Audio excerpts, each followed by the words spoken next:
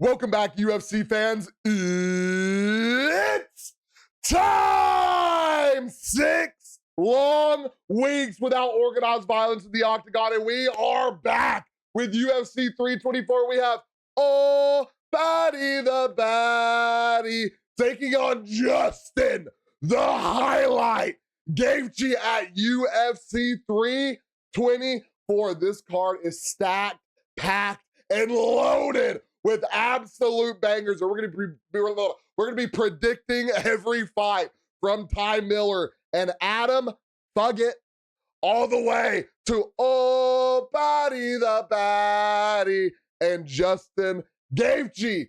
2026 is here, ladies and gentlemen. The year of Paramount Plus and UFC having their first run.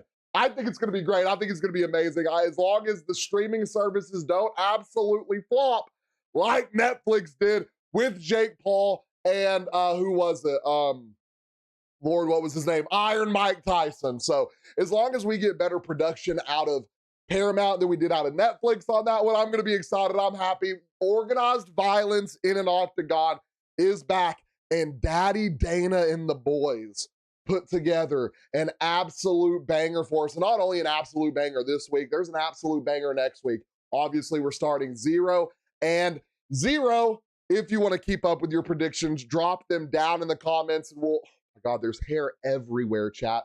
We will start like a little graph, and we'll keep up with everyone's stuff. I'm saying this, will it happen? I don't know, we'll see, but drop your predictions down in the comments. We are starting with Ty Miller and Adam Fuggett. I wanted to go with Adam so bad just because his last name is absolutely kind of ridiculous. We have Adam Fuggett. He is on a little iffy streak in the UFC. Win-loss, win-loss. 310 underdog from United States. 37 years old. That is a big factor for me. And I'm big on taking experienced guys over guys that haven't fought at this level before. But Ty Miller, unranked, first UFC fight, 6-0 in MMA. 420 heavy favorite out of Albuquerque, New Mexico. 25 years old, 170 pounds, 6'2", 77-inch reach. All that is just dressing right now, right? Can he come in here? Can he perform? I'm rocking with Ty Miller, which makes me sad because Adam Fuggett has such a cool last name. But we are going to rock with Ty Miller. Ooh, how do we want to do I think we're just going to do winners. Yeah, we're just going to do winners. I don't know anything about Ty Miller or Adam Fuggett to be predicting if someone's getting knocked out or someone's getting tapped out, what round it's in. We're rocking with Big TY with the big win. Next, we have Ricky Turcios and Cameron Smotherman. Now, Cameron Smotherman, right? I must be thinking of someone. Oh, he's on a little. See, it shows. Is that LFA? Okay, he won his first fight in the UFC. He then went on a 2-fight losing streak against Ricky Simone, against Ciari Sydney. One thing y'all are going to learn about me, chat, I'm going to pronounce your name wrong. I don't care if it's American, Russian, I don't care if you're from Uzbekistan, Chinese, I don't care what you are. You can be from Texas, your name can be like Kyle Smith. I'm probably going to have a problem pronouncing it. Ricky Smotherman is the favorite in this fight. He's taking on Ricky Turcios, who really the only memorable fight I have of Ricky Turcios is, it's not this Bernardo Sopaj fight. It's really this Raul Rojas Jr. And I want to say a year and 7 months ago, was that not on? No, that was more recent than the Sphere card, right? He is a 165 underdog. I do know he got that dog in him. He's going to go out there and talk that talk. Something about Cameron Smotherman, though. I have had an eye on him since he came in the UFC. This is a dude who, as he progresses as a fighter, 28 years old, he is coming into, I will say, his prime. I'll say about 30 years old is your prime, right? I think he has the ability. I think he can go out there and box with the best of them. I think he's had some bad beats his last few fights. I think Cameron Smotherman is going to go out here and win this fight. Lock me in. Next, we have Josh Hockett and Denzel Freeman. Ooh, this looks like it's going to be an absolute banger, and they are on both absolute tears. This is Josh Hockett's first fight in the UFC. His second fight in the UFC. He did win Contender Series. He went on to win a UFC fight against Max Gamais by knockout. This looks like a dude who has some absolute insane power. He's also won an LFA by rear naked choke. Not another submission. Punches from the crucifix. Getting in the crucifix is a heavyweight. That would be scary. Taking on Denzel Freeman, who himself is on a 1-fight win streak in the UFC, winning a decision by Marique One thing I like, and I'm going to be real, I don't know how to pronounce that last name, Marique Bull. He beat Malik's ass, chat. Oh, it's Marique. Oh, shoot. Denzel Freeman taking on Josh Hockett. One thing I like to see from heavyweight guys, Lord, let me make sure they're heavyweights, 260, okay. Can you go the distance? Have you had fights where you've went to decision and you've won the fight? I like to see heavyweight guys be able to go that far because we all know what they have. They all have power. They all have the ability to go out there and knock someone out. Do you have the ability as a heavyweight to go out there, weather the storm and go the distance and keep throwing strikes and not just get absolutely mauled while you're going the distance? Now, Josh Hockett, one thing I'm noticing out of him, he fights out of Jackson Wink MMA Academy, and Jackson Wink has produced multiple champions in the UFC.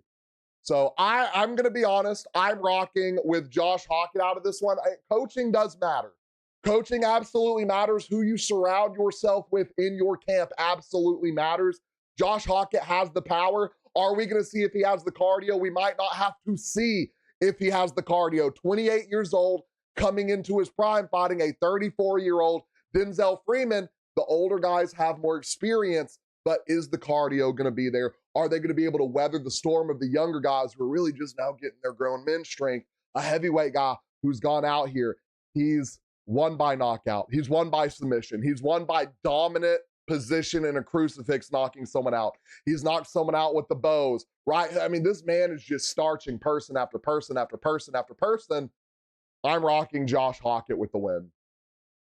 Next, we have Michael Johnson and Alexander Hernandez. This, someone's going to sleep. It's probably Michael Johnson. I'm not even looking at the Vegas odds yet, and I'm letting y'all know Alexander Hernandez is the favorite. Alexander Hernandez is the 210 favorite on this fight. He's on an absolute tear in the UFC. He came out in his last 5 fights, took a bad split decision loss, which was very controversial, to Damon Jackson. And then he went on an absolute tear. Split decision win against Austin Hubert. Decision win against Kirk Harborough. KO against Chase Hooper, which is massive because Chase Hooper has been on an absolute tear in the UFC. And then he came out and he beat Diego Ferreira by knockout. He's taking on a guy in Michael Johnson who is on a solid streak right now. I'm going to be honest. He has had a very iffy career in the UFC. Win by decision, loss by knockout. That's going to play a lot. Win by decision, win by knockout, win by decision. Someone is going to sleep in this fight. I don't care if Michael Johnson has won 3 out of his last 4 fights by decision. It's not going to matter.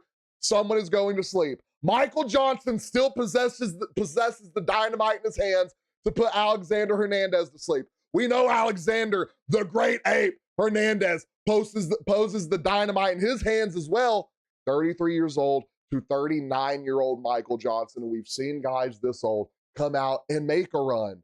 But something in my soul is telling me Alexander, the great ape Hernandez, is coming out with a big win against Michael Johnson. Next, we have Alex Perez taking on Charles Johnson. And I'm a bad one to talk to about this because Charles Johnson is one of my personal favorite fighters in the UFC. The way he carried 2024 for the flyweight, it was 2024, it was like 2024 into 2025. The way he carried the last year and a half fighting for the flyweight division is insane. Oh, and by the way, I'm going to show you one of his last 5 fights. And you're going to remember, you're going to be like, oh, he's that dude that knocked out Joshua Van. I want Charles Johnson to beat Alex Perez and Dana White. Hear me out on this. Everyone wants to see Joshua Van fight this guy. Joshua Van fight this guy. How about we have Joshua Van go out there and avenge the loss on his record? How about we give a guy like Charles Johnson that has beat guy after guy after guy and still barely been given a rank a chance to fight for a world title? Charles Johnson, a fan favorite. Joshua Van, a fan favorite. The champion who needs to avenge that loss on his record. I'm telling y'all right now, if Charles Johnson goes out here and beats Alex Perez, I want Charles Johnson and Joshua Van for the flyweight title. Lock me in, and y'all already know I'm rocking Charles Johnson. Look at Alex Perez, a losing machine, an absolute losing machine. 3 years ago, lost through naked choke. 3 years ago, lost, or a year and 10 months ago, lost the decision. Won by right hook against Mathis Nicolau. Who are you? Lost to Tiatsu Taira, KO, knee injury from takedown. I remember that, mauled. Submitted by Asu Almabayev. Charles Johnson's putting belt to you know what, and he's going to get a title fight this year. I don't care what y'all say. I'm calling Dana White right now. I need Charles Johnson on a title fight. Next, we have Abtur Guitar taking on Abri Pulyavov. Did I pronounce any of their names right? Absolutely the heck not. Atiba, Gautier. Look at this. Win. Contender Series win, knockout. UFC knee knockout. KO knockout. Robert Valentine, one of my favorite guys from whatever it's called. He's been getting absolutely mauled in the UFC. KO win, elbows. Do I even have to explain this one? This dude's on an absolute tear, and I get it. Andre is on a tear too. Armbar submission, KO punches, decision, loss, knockout, body kick. Ooh, body kick. Atiba's mauling him. And he's a 1,000-point favorite. Cameroon is on the map. We have the new, what's his name? Oh, I can't even remember his name. Dude from heavyweight that everyone said John Jones was running from, but John Jones would absolutely maul him.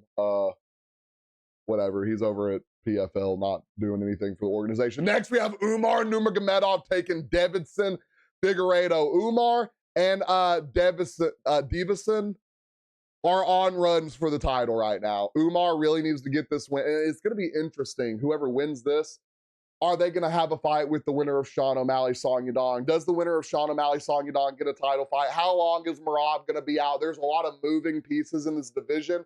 I think this might be one of his toughest challenges yet. Figueiredo can go out there. He can beat you on the ground. He can stand up. He can knock you out. He's a guy that has fought champion level guys. And let's look at the teletape. It's like a year ago, knocked out, submitted Cody Garbrandt, champion. Decision, beat Cheeto Vera, who has beat Sean O'Malley. Lost to Petr Yan. I mean, that's the champion right now. Got knocked out by Corey Sandhagen, just fought for a title. Montel Jackson beat him by split decision.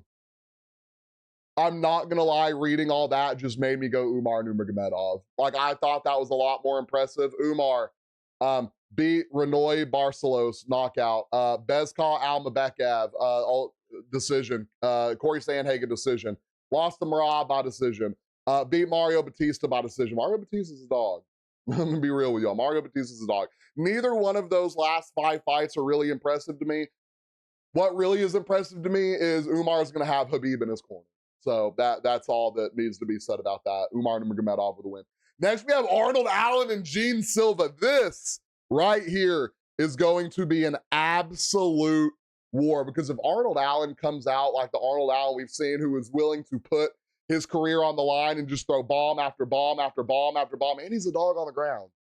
He can get it done on the ground too. Gene Silva coming off a spinning elbow knockout from Diego Lopez. Granted, it's Diego Lopez. Diego Lopez is fighting Bolt for a title again. This is one of the better guys in the division, and I will say one of the better guys in the UFC. Other than that, Gene Silva, submission, ninja choke over Bryce Mitchell, jiu-jitsu guy, ninja choked him. I'm not even gonna attempt to say that guy's last name. Molesky knocked him out. Drew Dober knocked him out. Charles Jourdain knocked him out. He can do everything, boys. Gene Silva's a dog, and I think, what I'm hoping is he took that loss. He took that loss to Diego Lopez, and it turned him into even more of a dog than he absolutely is. Taking on a guy who's been there, done that. Arnold Allen, Dan Hooker knocked him out. Calvin Kattar, knee, knocked him out. Max Holloway, lost by decision. It's Max Holloway. Movsar Elyabov lost the decision. It's Movsar. He is 17-0 in the UFC. Don't know how he doesn't have a title shot yet. Giga Chikadze, unanimous decision. So this guy can knock you out, take your decision, beat you on the ground. I'm rocking Gene Silva. I'm just gonna be honest with y'all. Looking at Gene Silva, like this man ninja choked Bryce Mitchell. Bryce Mitchell is a black belt in jiu-jitsu. Gene Silva is an absolute dog. He's going to maul Arnold Allen. And what the UFC is gonna do, they're going to put him against Movsar Elyabov, or Elevov, however you say his name, to see if they can dethrone him, because dear Lord have mercy, we need Gene Silva in the title picture more than Movsar. If we have another guy that's gonna lay and pray, and I get it, I love the ground game in MMA, I love it. I want to see it elevate. I don't want to see it where guys are holding you down to win fights. I want to see finishes on the ground. I want to see submissions. I want to see ground and pound. I want to see B2A. Gene Silva is going to give us that B2A. I hope he goes out there, beats Arnold Allen, goes on to beat Movsar, and then goes on to have a rematch banger with Diego Lopez, because honestly, next week, I think Diego Lopez wins. So next we have Natalia Silva and Rose Namajunas. Now, Rose Namajunas, 33 years old, still in her prime. And it's crazy to say that. You would think Rose Namajunas is a little bit older because she's been a double champion. She's been a champion of what, 2 different weight classes. She's seen it all. She's done it all. She's fought it all. She's seen everything she could possibly see in the UFC. I think she is coming off a win against Miranda Maverick, up-and-comer, walked her, decision. Lost to Erin Blanchfield, unanimous decision. Erin Blanchfield is going to be a champion in the UFC one day. Beat Tracy Cortez by decision. Beat Amanda Ribas by decision. Lost to Marion Farriot, who is going to be a champion potentially in the UFC one day, taking on a girl in Natalia Silva who could potentially, again, be a champion in the UFC one day. She beat Alexa Grasso, scary. She beat Jessica Andrade, scary. She beat Vivian Arujo, don't know who that is, don't remember. She beat Andrea Lee, dog. She beat Victoria Leonardo. I mean, Natalia Silva has seen it, done it, been through it. She is a 440 favorite. I don't care that she's a 440 favorite. Ladies and gentlemen, we are locking in our dog of the card. Give me the dog, Rose Namajunas, with the win over Natalia Silva. It's going to be an absolute banger. On to Waldo Cortez Acosta. Yes, ladies and gentlemen, the fights get better and better. We have Waldo Cortez Acosta, the guy who they said couldn't beat Ryan Spawn, knocked him out. The guy they said couldn't beat Sergey Spivak, took him to decision. The guy they said couldn't beat Sergey Pavlovich, lost the decision. Losing in a decision to Sergey Pavlovich, it's Sergey, chat. Waldo Cortez Acosta didn't get absolutely flatlined. That's a W. Ante Deja knocked him out. Beat Shmel Gazib on short notice. This is a different beast he's taking on. This is the black beast he's taking on. This is Derek, my balls are hot Lewis, who has had a few streaky fights in his last 5. He has lost to Sergey Spivak by submission. He has beat Marcos Rodriguez de Lima by knockout. He has lost to Jalton Almeida by decision. He has went out there and knocked out Rodrigo Nascimento. He has went out there and knocked out Tollison Teixeira, who was 8-0 in the UFC. One of the guys, they're like, they need to be worried about this guy. He's coming up in the UFC. Yeah, he got knocked the freak out by Derek Lewis. And what is scary, and yes, I'm a big Waldo Cortez Acosta. All 5 of those fights y'all see down there, I took Waldo Cortez Acosta to win. He is one of the best boxers in the heavyweight division. And what he possesses over these other heavyweights that are just throwing bombs, he knows how to actually box. Waldo Cortez Acosta can box you off his back foot as a heavyweight. He can counterpunch you off his back foot as a heavyweight. And he's going against the guy that has starched legend after legend, champion after champion, dog after dog, Derek Lewis. And mark this in the history books. This is the first time in Waldo Cortez Acosta's career I am going against him. And Waldo, It's all love, brother. You're an absolute dog. You go out here and win this. I am the first person that is most excited for you. I want to see you get a title fight. I want to see 40-year-old Derek Lewis fight for a title one last time before he's out of the UFC. And if he wins this, this puts Derek Lewis in potential title contention on the White House card. Who doesn't want to see that, right? I'm taking Derek Lewis with the win over Waldo Cortez da Costa. Next, we have our co-main event of the evening. Fighting in the red corner, we have, hold on, let me see the tail of the tape. Fighting in the red corner, we have the 210 favorite 31-year-old, 135-pound Sean, the Suga Show, O'Malley, taking on Song Yadong, who has had a little, both of these guys have been a little streaky. It's been a little different type of streaky, though. Song Yadong went out there. He lost to Corey Sandhagen. He went out there. He lost to Peter Yan, two of the better boxers in the UFC. He won against Ricky Simone. He won against a decision against Chris Gutierrez. He won a decision against Henry Cejudo. None of those wins to those losses scream, this guy can beat Sean O'Malley, right? And then we have Sean O'Malley beat Peter Yan by decision, arguably the best boxer in the UFC. He knocked out Aljamain Sterling. He beat Marlon Vera by decision. And when I say by decision, I mean he went out there and what? Sean, fuck him up, my bad. He went out there and he lost to Merab twice. It is Merab Dvalishvili. I don't think there is a single person in this weight class that can beat Suga Sean O'Malley other than Merab Dvalishvili. Obviously, I'm rocking the Suga Show, ladies and gentlemen. Song Yadong has absolutely no chance, and I'm just being completely 100% honest with you. I need to see the Suga Show with the gold strapped one last time. And last but not least, our main event of the evening, we have the human highlight, Justin Gaethje, coming off a decision win against Rafael Pazib, which I'm surprised he didn't go out there and knock him out, by the way. He is 3-2 in his last 5, one of those being a disgusting knockout loss to Max Holloway in the last seconds, and a submission win to one of the best, or a submission loss, might I say, to one of the best to ever do it. The man, the myth, the legend, Charles Oliveira, taking on a young up-and-comer. I say young, he's 31 years old. Oh, Paddy the Paddy, who is a solid 5 out of 5 in his last 5. He submitted Jordan Leavitt. He's beat Jared Gordon by decision. He's beat Tony Ferguson. He's beat King Green. He's beat Michael Chandler. He's won by decision. He's won by submission. He's won by knockout. All of this, all of these minutes in the octagon are going to have to come together to beat a guy like Justin, the highlight Gaethje, who since he has entered the octagon in the UFC has fought nothing but dog after dog after dog after champion after dog after dog after dog. Paddy Pimblett is an amazing talent in the UFC. I think his striking is a little subpar. I think his ground game can separate him. Justin Gaethje was a D1 wrestler, for all you haters that don't know out there.